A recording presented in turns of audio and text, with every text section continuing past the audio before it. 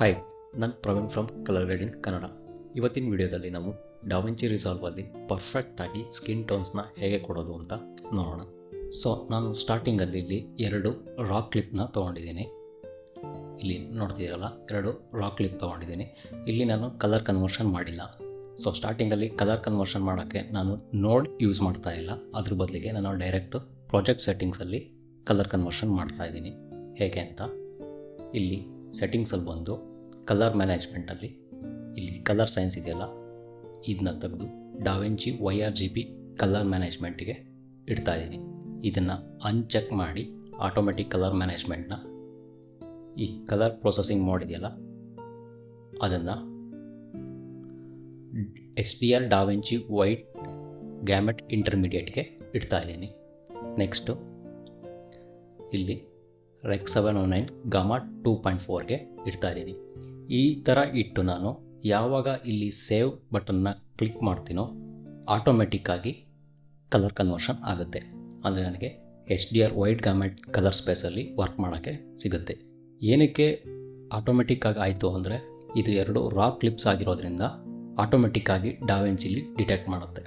So skin ಟೋನ್ಸಿಗೆ ನಾನು 2 ಥರ ಸ್ಕಿನ್ಸ್ನ select ಮಾಡ್ಕೊಂಡಿದ್ದೀನಿ. ಒಂದು ಬ್ರೌನ್ ಸ್ಕಿನ್ ಟೋನು, ಇನ್ನೊಂದು ವೈಟ್ ಸ್ಕಿನ್ ಟೋನ್. ಎರಡರಲ್ಲೂ ಪರ್ಫೆಕ್ಟಾಗಿ ಸ್ಕಿನ್ ಟೋನ್ಸ್ ಹೇಗೆ ಬ್ಯಾಲೆನ್ಸ್ ಮಾಡೋದು ಅಂತ ನೋಡೋಣ ಈಗ. ಸೊ ನಾವು ಫಸ್ಟು ಸ್ಕಿನ್ ಟೋನ್ಸ್ ನೋಡಬೇಕಾದ್ರೆ ಇಲ್ಲಿ ತುಂಬ ಇಂಪಾರ್ಟೆಂಟು ಸ್ಕೋಪ್ಸಲ್ಲಿ ಇಲ್ಲಿ ರೈಟ್ ಸೈಡಲ್ಲಿ ಸ್ಕೋಪ್ಸ್ ಓಪನ್ ಮಾಡಿಕೊಂಡ್ರೆ ಇಲ್ಲಿ ನಮಗೆ 4 ಥರ ಸ್ಕೋಪ್ಸ್ ಬರುತ್ತೆ. ಈ ಸ್ಕೋಪಲ್ಲಿ ನಮಗೆ ಮೇಯ್ನ್ ಸ್ಕಿನ್ ಟೋನ್ಸಿಗೆ ಅನ್ನೋದು ಇಲ್ಲಿ ವೆಕ್ಟ್ರೋಸ್ಕೋಪ್. ಇದನ್ನ ಸ್ವಲ್ಪ ಎನ್ಲಾರ್ಜ್ ಮಾಡ್ಕೋತೀನಿ. ಇದು ತುಂಬ ಇಂಪಾರ್ಟೆಂಟು. ಸ್ಕಿನ್ ಟೋನ್ಸು ಮೇಯ್ನ್ಲಿ ಈ ಸ್ಕೋಪ್ ನೋಡಿಕೊಂಡೆ ನಾವು ಡಿಟರ್ಮೈನ್ ಮಾಡೋದು.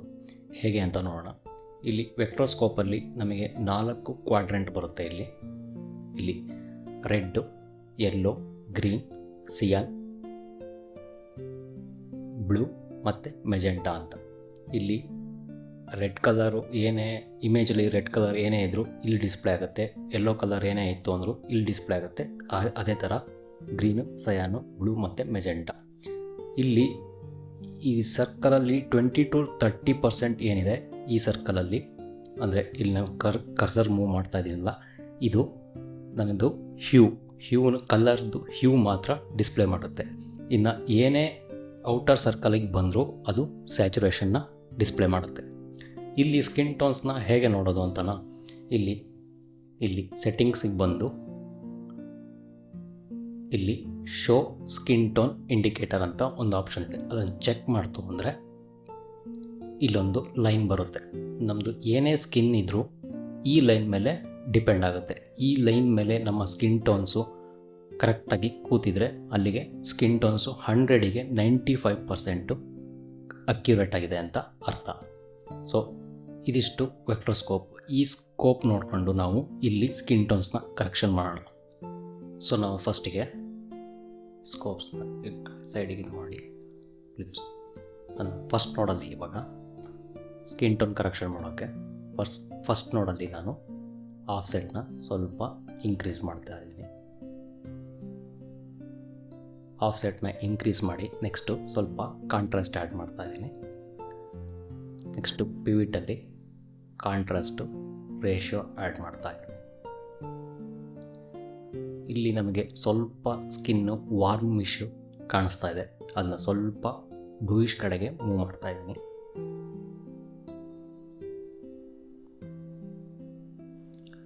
ಮೂವ್ ಮಾಡಿ ನೆಕ್ಸ್ಟ್ ನಾನು ಗಾಮಾದಲ್ಲಿ ಸ್ವಲ್ಪ ರೆಡ್ಡಿಶ್ಗೆ ಆ್ಯಡ್ ಮಾಡ್ತಾ ಇದ್ದೀನಿ.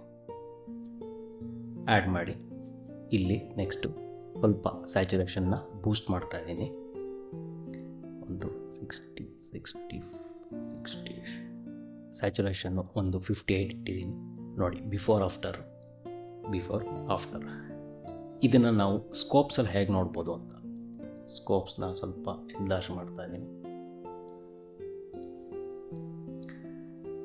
ಇಲ್ಲಿ ನೋಡ್ತಾ ಇದ್ದೀವಲ್ಲ, ಈ ಲೈನ್ ಮೇಲೆ ನಮ್ಮದು ಆರೆಂಜು ಮತ್ತು ರೆಡ್ಡು ಮತ್ತು ಯೆಲ್ಲೋ ಮಿಕ್ಸಲ್ಲಿ ಏನು ಸ್ಕಿನ್ ಟೋನ್ ಕೂತಿದೆ ಅದು ಕರೆಕ್ಟಾಗಿ ಈ ಲೈನ್ ಮೇಲೆ ಕೂತಿದೆ. ಇದನ್ನ ಹೇಗೆ ನೋಡೋದು ಅಂದರೆ ಇಲ್ಲಿ ಕ್ವಾಲಿಫೈಯರ್ ಟೂಲ್ ಸೆಲೆಕ್ಟ್ ಮಾಡಿಕೊಂಡು ನೆಕ್ಸ್ಟು ಇಲ್ಲಿ ಡಿಸ್ಪ್ಲೇ ಕ್ವಾಲಿಫೈಯರ್ ಫೋಕಸ್ ಅಂತಿರುತ್ತೆ, ಇದನ್ನ ಚೆಕ್ ಮಾಡ್ಕೊಳ್ಳಿ.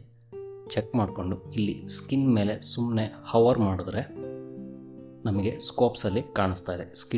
ಸ್ಕಿನ್ ಮೇಲೆ ಹವರ್ ಮಾಡ್ತಾಯಿದ್ದೀನಿ, ಅಲ್ಲಿ ಸ್ಕೋಪ್ಸಲ್ಲಿ ಸ್ಕಿನ್ ಟೋನ್ಸು ಎಲ್ಲಿ ಕೂತಿದೆ ಅಂತ. ನಂದು ಆಲ್ಮೋಸ್ಟ್ ಆ ಲೈನ್ ಮೇಲೆ ಕೂತಿದೆ. ಹೀಗೆ ಸ್ಕಿನ್ ಟೋನ್ಸು, ಈ ಬ್ರೌನ್ ಸ್ಕಿನ್ ಟೋನ್ನ ಈ ಥರ ಮ್ಯಾಚ್ ಮಾಡ್ಬೋದು. ಇದೇ ಥರ ವೈಟ್ ಸ್ಕಿನ್ ಟೋನ್ ಆದರೆ ಯಾವ ಥರ ಮ್ಯಾಚ್ ಮಾಡ್ಬೋದು ಅಂತ ನೋಡೋಣ. ನೆಕ್ಸ್ಟು ನಾನಿಲ್ಲಿ ವೈಟ್ ಸ್ಕಿನ್ ಟೋನ್ದು ಕ್ಲಿಪ್ ತೊಗೋತಾ ಇದ್ದೀನಿ. ಕ್ಲಿಪ್ ತೊಗೊಂಡು ನೆಕ್ಸ್ಟು ಈ ನೋಡಲ್ಲಿ ನಾನು ಆಫ್ಸೆಟ್ಟಲ್ಲಿ ಏನು ಚೇಂಜ್ ಮಾಡ್ತಾ ಇಲ್ಲ. ನೆಕ್ಸ್ಟು ಕಾಂಟ್ರಾಸ್ಟ್ ಆ್ಯಡ್ ಮಾಡ್ತಾ ಇದ್ದೀನಿ. ಸ್ವಲ್ಪ ಪಿವಿಟ್ ಚೂರು ರೇಸ್ ಮಾಡ್ತಾ ಇದ್ದೀನಿ. ನೆಕ್ಸ್ಟು ಇಲ್ಲಿ ಸ್ವಲ್ಪ ನಾನು ಬ್ಲೂಯಿಶಿಗೆ ಆಫ್ಸೆಟ್ಟಲ್ಲಿ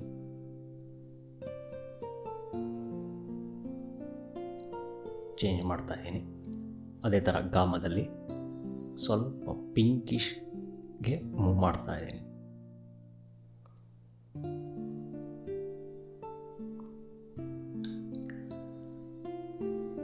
ಸೊ ನಾವು ಇಷ್ಟು ಮಾಡಿದ್ವಿ. ನಮಗೆ ಇಲ್ಲಿ ಸ್ಕೋಪ್ಸಲ್ಲಿ ನಮಗೆ ಇವಾಗ ಗೊತ್ತಾಗ್ತಾ ಇಲ್ಲ ಇದು ಸ್ಕಿನ್ ಟೋನ್ಸು ಕರೆಕ್ಟಾಗಿ ಕೂತಿದೆಯೋ ಇಲ್ವೋ ಅಂತ. ಆದಷ್ಟು ಅಂದರೆ ಬ್ಯಾಕ್ಗ್ರೌಂಡ್ಗೂ ಸ್ಕಿನ್ಗೂ ಸ್ವಲ್ಪ ಸಿಮಿಲಾರಿಟಿ ಇದೆ. ಈಗ ಇದನ್ನು ಪರ್ಫೆಕ್ಟಾಗಿ ಮಾಡಬೇಕು ಅಂದರೆ ಹೇಗೆ ಮಾಡೋದು ಅಂತ ನೋಡೋಣ.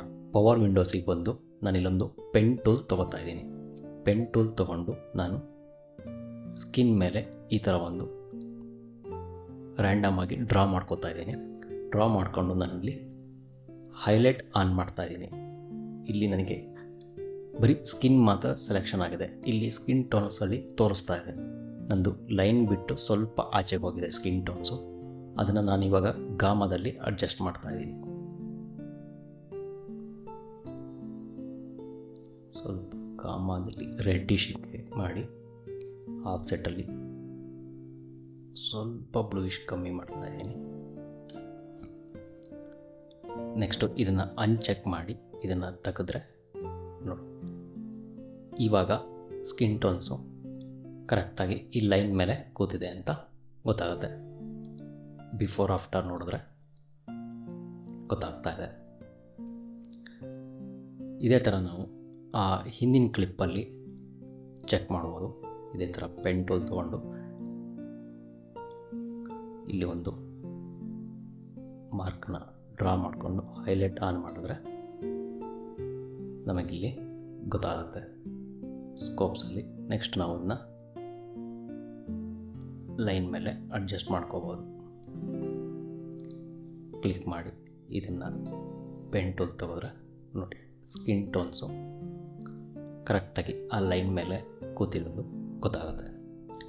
ಸೊ ನೋಡಿದ್ರಲ್ಲ, ಡಾವಿಂಚಿ ರಿಸಾಲ್ವಲ್ಲಿ ಸ್ಕಿನ್ ಟೋನ್ಸ್ನ ಹೇಗೆ ಮೆಷರ್ ಮಾಡ್ಬೋದು ಅಕ್ಯುರೇಟಾಗಿ ಸ್ಕೋಪ್ಸ್ ನೋಡಿಕೊಂಡು ಅಂತ. ಇದೇ ಥರ ಯಾವುದೇ ಸ್ಕಿನ್ ಟೋನ್ಸ್ ಆಗಿರಲಿ, ಬ್ಲ್ಯಾಕ್, ಬ್ರೌನ್ ಇಲ್ಲ ವೈಟ್, ಯಾವುದೇ ಸ್ಕಿನ್ ಟೋನ್ಸ್ ಆಗಿರಲಿ, ಡಾವಿಂಚಿ ರಿಸಾಲ್ವಲ್ಲಿ ಸ್ಕಿನ್ ಟೋನ್ ಇಂಡಿಕೇಟರ್ನ ಯೂಸ್ ಮಾಡಿಕೊಂಡು ಅಕ್ಯುರೇಟಾಗಿ ಮೆಷರ್ ಮಾಡ್ಬೋದು. ಆದರೆ ಕೆಲವೊಂದು ಟೈಮಲ್ಲಿ ಸ್ಕೋಪ್ಸು ಯೂಸ್ ಬರೋಲ್ಲ. ಯಾವ ಟೈಮಲ್ಲಿ ಅಂದರೆ ಕೆಲವೊಂದು ಕ್ರಿಯೇಟಿವ್ ಗ್ರೇಡ್ ಮಾಡ್ತಿರ್ತೀವಿ. ಅಂದರೆ ತುಂಬ ಕಸ್ಟಮರ್ ಕೇಳಿರ್ತಾರೆ ತುಂಬ ಬ್ಲೂಯಿಶಲ್ಲೇ ಬೇಕು, ಅಂದರೆ ಸಿನಿಯರೇ ಆ ಥರ ಇರುತ್ತೆ, ತುಂಬ ಬ್ಲೂಯಿಶಲ್ಲೇ ಬೇಕು, ತುಂಬ ವಾರ್ಮ್ ಲುಕ್ಕೇ ಬೇಕು. ಸ್ಕಿನ್ ಟೋನ್ಸ್ ಅಂದರೆ ಹೋಲ್ ಇಮೇಜೇ ವಾರ್ಮ್ ಇಲ್ಲ ಬ್ಲೂಯಿಶಲ್ ಇರುತ್ತೆ. ಅಂಥ ಟೈಮಲ್ಲಿ ಸ್ಕೋಪ್ಸು ಯೂಸ್ಫುಲ್ ಆಗೋಲ್ಲ. ಅದು ಬಿಟ್ಟರೆ ಇನ್ನೆಲ್ಲ ಟೈಮಲ್ಲೂ ನಾವು ಸ್ಕಿನ್ ಟೋನ್ಸ್ ನೋಡಬೇಕಾದ್ರೆ ಸ್ಕೋಪಲ್ಲಿ ಯೂಸ್ ಮಾಡಲೇಬೇಕಾಗತ್ತೆ. ಸೊ ನಾನಿಲ್ಲಿ ಡಿಸ್ಕ್ರಿಪ್ಷನಲ್ಲಿ ಈ 2 ಪ್ರಾಕ್ಟೀಸ್ ಫುಟೇಜ್ನ ಕೊಡ್ತಾಯಿದ್ದೀನಿ. ಅದನ್ನ ಯೂಸ್ ಮಾಡಿಕೊಂಡು ಪ್ರಾಕ್ಟೀಸ್ ಮಾಡಿ. ನೆಕ್ಸ್ಟ್ ವಿಡಿಯೋದಲ್ಲಿ ಇನ್ನೊಂದು ಕಲರ್ ಗ್ರೇಡಿಂಗ್ ಟಾಪಿಕ್ ಬಗ್ಗೆ ಡಿಸ್ಕಸ್ ಮಾಡೋಣ.